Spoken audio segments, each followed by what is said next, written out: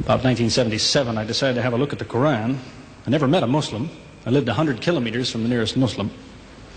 See, what interested me was what non-Muslims said about Muhammad.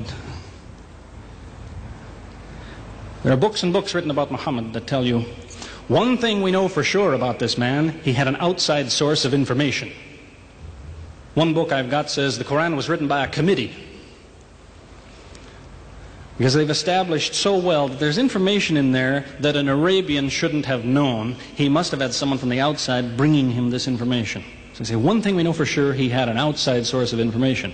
Now, he said this book was a revelation. So they say, you see, he was a liar.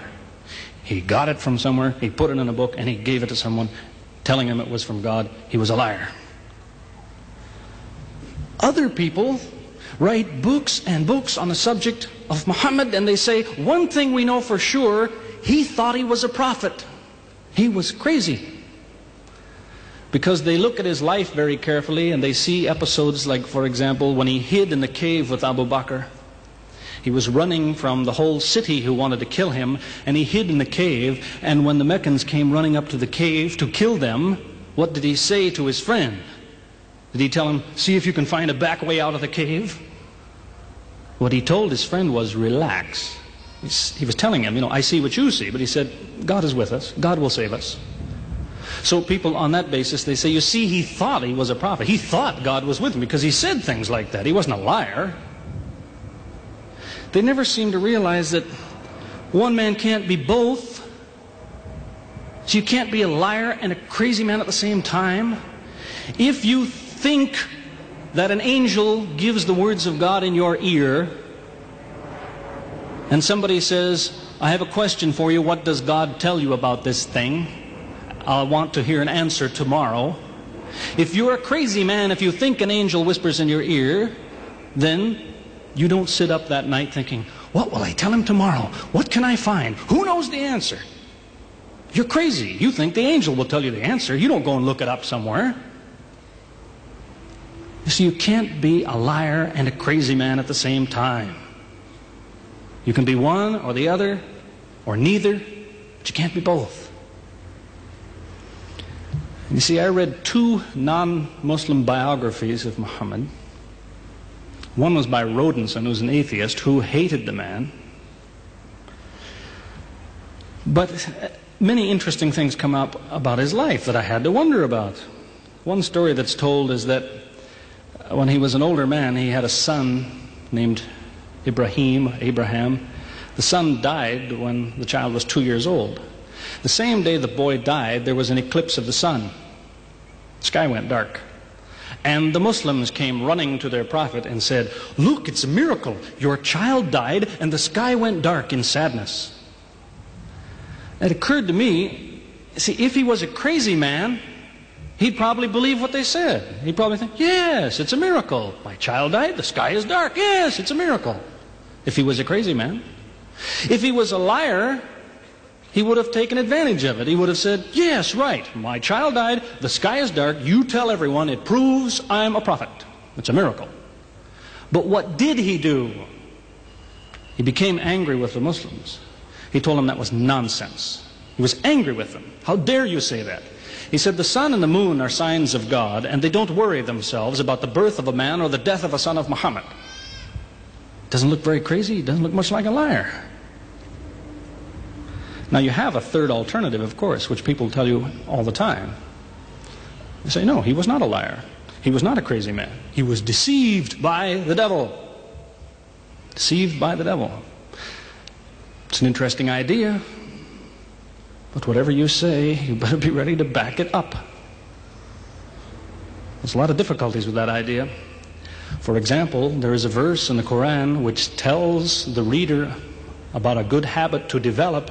It tells him, before you read this book, always say, A'udhu billahi minash shaitani rajim, which means, I take refuge in God from Satan the rejected. Is this Satan who wrote this? Who said, before you read my book, ask God to save you from me? Is that Satan who wrote that? As Jesus said, if Satan is divided against himself, then his kingdom will fall. He's fighting against his own interests. So let me finish with a story that illustrates a point. As I said, there's many theories and many explanations around. Many explanations. But an explanation, something somebody tells you, is just so much air coming out of his mouth unless he has proof and unless he offers you something that you can use to falsify it. You see, there's many theories of how do the planets go around the sun and how do the stars burn and all the rest of it. Many theories. Most of them are just so much wind. Scientists pay no attention to them because they don't contain something that could be checked to prove it false. You see, Einstein was considered an intelligent man because when he offered his theory in 1905 and again in 1915, he didn't just offer a theory, he said, here's 3 ways to prove I'm wrong. Now it's worth listening to. He's told me, here's 3 different things you can do. If you can do this, I'm wrong. Here you are. Is there anything like that in Christianity? Has the Christian ever said, you want to prove I'm wrong? All you have to do is this. Has he ever done that? The Quran is filled with that kind of thing. Filled with it. Saying, you want to prove this book is wrong? Do this. Prove it. Go ahead. Do it. Filled with that kind of thing. There's an example of it that made a big impression in its day, during the lifetime, 14 centuries ago, of the Prophet of Islam. You see, he had an uncle named Abu Lahab. That was his nickname, Abu Lahab. This man hated Muhammad. He hated anything the man said. He used to watch him going through the city, and if he saw him talking to someone, he waited till they split up. He'd go after the man he spoke to and take him and say, what did Muhammad tell you? Whatever it is, it's a lie. Did he tell you day? It's night. Did he say black? It's white. Exact opposite. Whatever he heard the Muslims say, he said the opposite. That was the way his mind worked.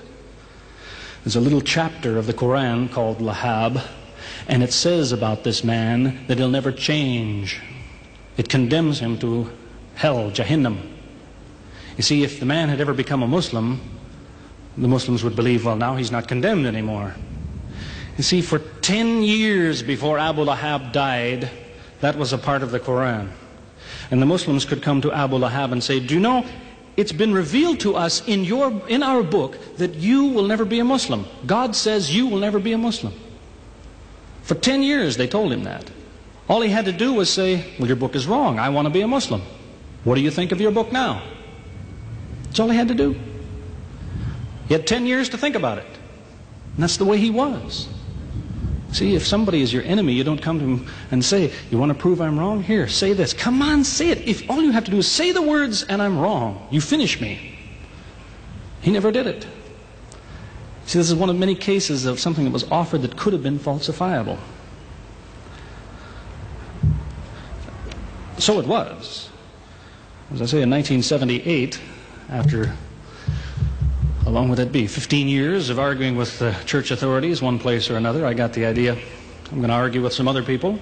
I'm going to read the Quran, see how much of it is any good, pick out the true, pick out the false.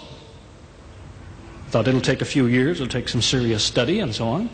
I read through it. About 3 days later, I finished it. I said, this is what I've been saying for 15 years. So I went to find some Muslims. I don't want somebody to feel you've been tricked into something. I haven't said anything about Christianity that isn't true.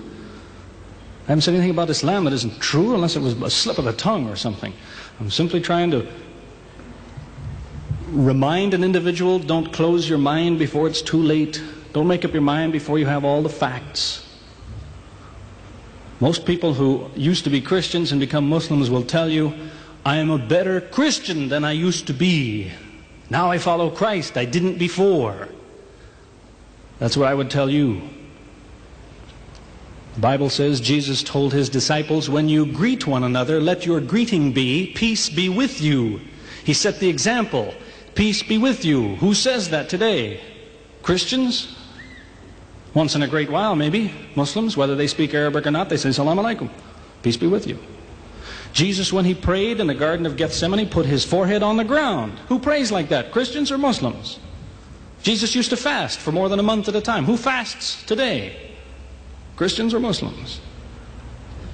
who really is trying to imitate Jesus. Somebody said to me before coming in here, they said, the Muslims make Jesus out, they insult him and so on and so on. How, possibly, do they insult him? They lift him up. Up. They can't tolerate anything bad said about him. They would just as quickly tell you that, they say Muhammad Rasulullah means Muhammad is the messenger of God. They will just as quickly say Isa, Jesus, Isa, Rasulullah, no problem. Just as quickly tell you that, because it's true. They occupy the same place. If God himself wants to make distinctions among his prophets, that's his business, not ours. Treat them all with the same amount of respect. May God guide us always closer to the truth.